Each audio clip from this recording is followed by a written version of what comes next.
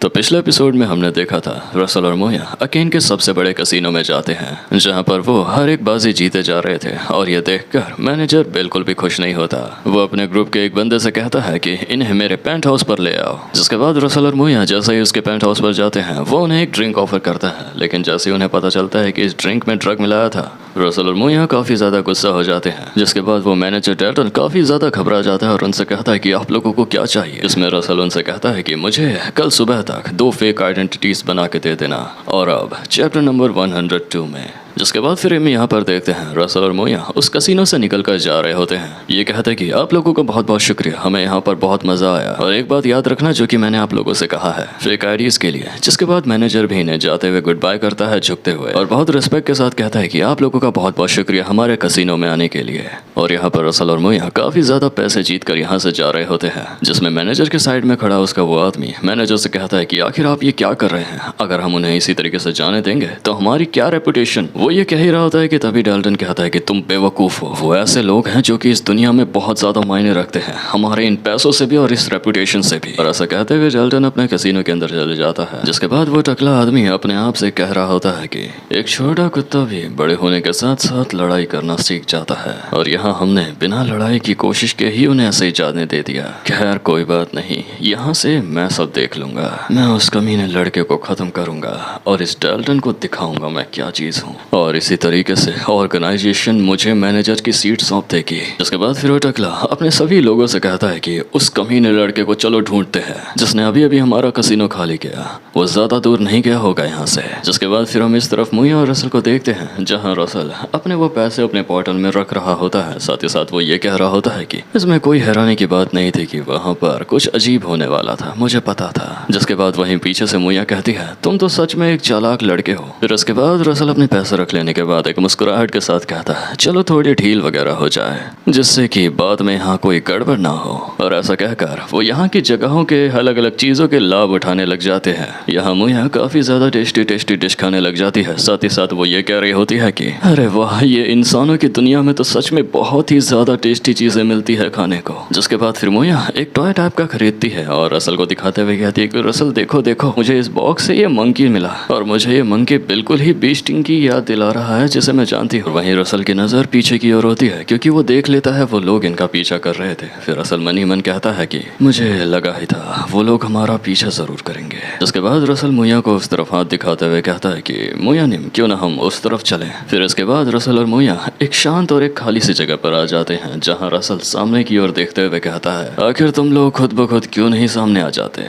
जिसके बाद फिर वो टकला और उसके बाकी साथी सामने से आ रहे होते हैं। साथ ही साथ वो टकला रसल को कहता है कि अरे वाह, तुम में तो बड़ी हिम्मत है, और या फिर तुम ये चाहते हो कि तुम्हारी मौत इस जगह पर हो। जिसके बाद मोया उसे देखते हुए काफी ज्यादा खिलखिलाते हुए कहती है कि अरे ये तो वही ऑक्टोपस हेड है, मैं तो इसे शुरुआत से ही देख के मारना चाहती थी। और ये बात सुनकर वो टकला काफी ज्यादा किलस जाता है। जिसके बाद वो गुस्से में चिल्लाते हुए उन्हें कहता है कि क्या तुम लोगों को यह एहसास नहीं हुआ कि यहाँ पर तुम लोगों के साथ आखिर क्या होने वाला है। मैं तुम लोगों को इतना तड़पाऊंगा कि तुम लोग मौत की भीख मांगोगे मुझसे। इसके बाद फिर वहीं से मोया कहती है कि तुम बहुत बात करते हो, चलो देखते हैं किसकी स्किल्स ज्यादा बेटर है। वहीं साइड से रसल मन की आवाज से कहता है कि मोया निम थोड़ा ध्यान रखिएगा, भले ही ये अकेन जगह क्राइम को लेकर भी काफी है, लेकिन हम इस तरीके से कोई मैस नहीं फैला सकते यहाँ पर। जिसके बाद फिर मोया अपना बैग नीचे फेंकते हुए कहती है कि तो ठीक है, अब मुझे लगता है बहुत मजा आएगा। और मोया को इस तरीके से बैग नीचे रखते देख वो टकला कह रहा होता है कि क्या हो गया, अभी से ही हार मान गए, तो ठीक है मैं ही शुरू करता हूँ। वो ऐसा कह ही रहा था कि तभी मोया अपने हाथ में लिए एक टेडी बेयर से जोर से उसे नीचे मार गिरा देती है। और ऐसे करते करते वो अपने टेडी बेयर से बाकी सभी को भी बहुत तेजी से मार गिरा रहे थे। मोया उन्हें मारते हुए बहुत ही ज्यादा मजे ले रही थी। उन सभी से कहती है कि तुम सब एक साथ अटैक कर दो,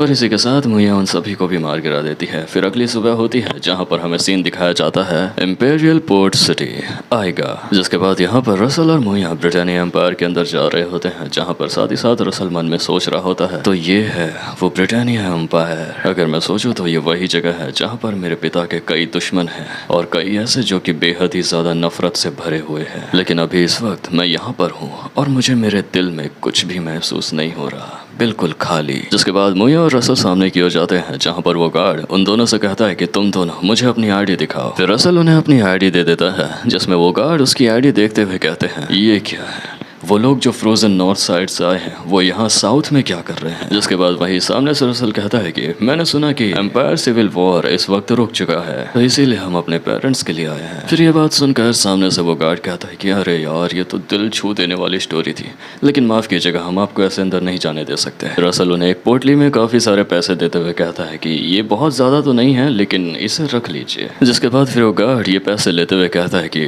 हाँ ठीक है, मुझे तुम्हारी स्टोरी ने दिल पे छू लिया, तो उसी को मद्देनजर रखते हुए मैं तुम्हें जाने दे रहा हूँ। फिर रसल वही उन्हें पीछे मुड़ के देख ये सोच रहा होता है कि अभी भी करप्शन जिंदा है, मैं उस सिविल वॉर के लिए काफ़ी थैंकफुल हूँ। और ऐसा कहकर रसल और मुइया आगे बढ़ जाते हैं। जिसके बाद मुइया रसल से कहती है कि हर एक चीज़ काफ़ी ज़्यादा स्मूथ जा रही है, तो रसल अब हमारी अगली डेस्टिनेशन कहाँ की है। इसमें रसल उसे ये कहते हुए बताता है कि हम अगली जो जगह जा रहे हैं वो है जिलियानो माउंटेन। फिर इसके बाद सीन शिफ्ट होता है और हम देखते हैं 3 दिन बाद का सीन दिखाया जा रहा होता है, जहाँ पर रसल और मुइया जंगल की ओर काफ़ी तेजी से जा रहे थे। और वहीं यहाँ आगे बढ़ते हुए रसल मुइया से कह रहा होता है कि काफ़ी लंबा समय हो गया है, हम उस फेक आईडीज के थ्रू आगे तो बढ़ गए हैं, उन लोगों को जैसे ही पता लगेगा वो 10 दिनों के अंदर अंदर हमारे पीछे इधर आते ही होंगे, तो अगर मुसीबत आए तो तुम बता देना मुझे मुइया। फिर मुइया जवाब देते हुए कहती है कि तुम्हें क्या लगता है रसल, आखिर मैं कौन हूँ और मुझे उनसे लड़ने में काफी दिक्कत आएंगी भी, मेरे लिए वो सब बहुत आसान होंगे। ऐसा कहकर वो लोग आगे बढ़ ही रहे होते हैं कि तभी अचानक मुइया रसल को रुकने के लिए कहती है, क्योंकि यहाँ पर मुइया को एक अलग ही गंध महसूस हो रही थी। फिर मुइया रसल को बताती है कि उसे यहाँ पर कॉप्स यानी कि मुर्दा लाशों की स्मेल आ रही है, जो कि सिर्फ एक की नहीं कई सारों की। जिसमें फिर मुइया की इस बात का जवाब देते हुए रसल कहता है कि हो सकता है कि यहाँ पर कब्रिस्तान हो, जो सोल्जर्स लड़ाई में जख्मी होकर मर गए उन लोगों के लिए कब्रिस्तान हो। वहीं फिर मुइया ये कहते हुए बताती है कि यहाँ पर कोई भी कब्रिस्तान नहीं है और ना ही ये जख्मी हुए वे सोल्जर्स की महक है। ये जो लाशों की महक आ रही है मुझे, ये काफी ज्यादा गाढ़ी और काफी ज्यादा गहरी है। जिसमें फिर रसल भी थोड़ा सा मुंह लटकाते हुए कहता है कि अरे यार, अब मैं कोई भी ऐसी चीज नहीं चाहता था जिससे कि हमारी रास्ते में रुकावट आए या कोई भी चीज जिससे चीजें खराब हो, लेकिन हमें ये देखना ही होगा कि आखिर क्या चल रहा है। आखिरकार जब हम इस एम्पायर के अंदर हैं तो हमें हर एक चीज का पता लगाना ही होगा। और ये बात सुन के मुइया काफी ज्यादा खुश हो जाती है, क्योंकि उनसे नई नई चीजों से लड़ने में काफी ज्यादा मजा आता है।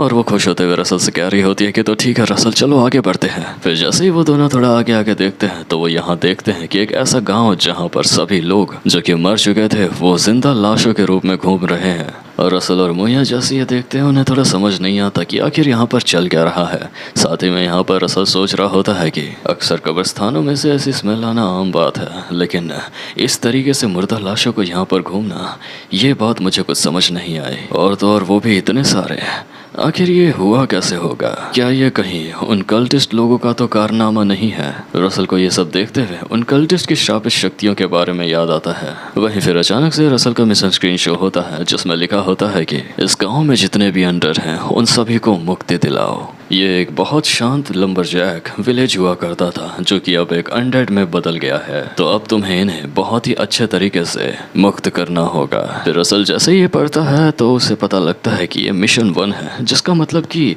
ऐसे अभी और भी आ सकते हैं। जिसके बाद फिर वहीं रसल खड़े होते हुए ये कह रहा होता है कि तो ठीक है, हम इसे इग्नोर नहीं कर सकते, हमें कुछ ना कुछ तो करना ही होगा। भले ही ये सब एक तरह से मर चुके हैं, लेकिन इनमें से कोई भी इस तरीके से नहीं जीना चाहेगा एक अधमरे की तरह, तो इसीलिए इन्हें हम मुक्ति दे देंगे। और ऐसा कहते हुए रसल अपनी मैजिकल पावर से इन सभी अनडेड को स्मूथली खत्म कर रहा था। वहीं फिर पीछे से उछलते हुए आती है मुइया, ये देखते हुए काफी खुश हो जाती है और अपने एक ही हाथ के स्मैश में काफी सारे अनडेड को खत्म कर देती है। वहीं इसी के साथ साथ पेपर भी रसल की काफी मदद करता है, वो भी अपने फायर फ्लेम्स की मदद से इन सभी को खत्म कर रहा होता है। और यहाँ पर रसल का यह मिशन पूरा हो जाता है। फिर इसके बाद यहाँ पर मुइया कहती है हमारा काम तो पलक झपकते ही हो गया। वहीं फिर रसल उन्हें देखते हुए काफी मायूस लगता है, जिसमें मुइया उससे कहती है कि अब देखो तुम इस तरीके से मायूस मत हो। वो लोग बिल्कुल एकदम चैन की नींद सोने लग गए। फिर तभी अचानक से मुइया को स्मेल बहुत ज्यादा जोरों से दोबारा आने लग जाती है, जिसमें रसल उसे पूछता है कि मुइया आखिर क्या हो गया। और मुइया उसे बताती है कि मुझे वो स्मेल और जोरों से आ रही है और ये जगह तो क्लियर हो गई है, लेकिन मुझे उस जगह से स्मेल आ रही है जहाँ से ये सबका सोर्स है। और फिर रसल जैसे ही अपने मैप में देखता है और पता लगता है कि मुइया को ये महक जिस डायरेक्शन से आ रही है, वो ये बात जानकर काफी ज़्यादा नर्वस हो जाता है, क्योंकि जब वो लोग आगे बढ़ रहे होते हैं तो रसल को पता लगता है कि ये स्मेल बैरनी से आ रही थी। वो एक गवर्नमेंट के द्वारा मैनेज की हुई जगह है, एक गांव जहां पर काफ़ी भारी मात्रा में लोग रहते हैं। इस वजह से रसल काफ़ी ज़्यादा डरा हुआ था। और वहीं रसल सोच रहा होता है कि उस जगह पर 1000 से भी ज़्यादा लोग रहते हैं। अगर वो सभी के सभी 100 में बदल गए फिर बिल्कुल भी समय नहीं लगेगा कि पूरा का पूरा कंट्री ही 100 में बदल जाए। मुझे उम्मीद है कि हम लेट नहीं हैं। ये कहते हुए रसल और मोया काफ़ी तेज़ी से उस ओर आगे बढ़ जाते हैं।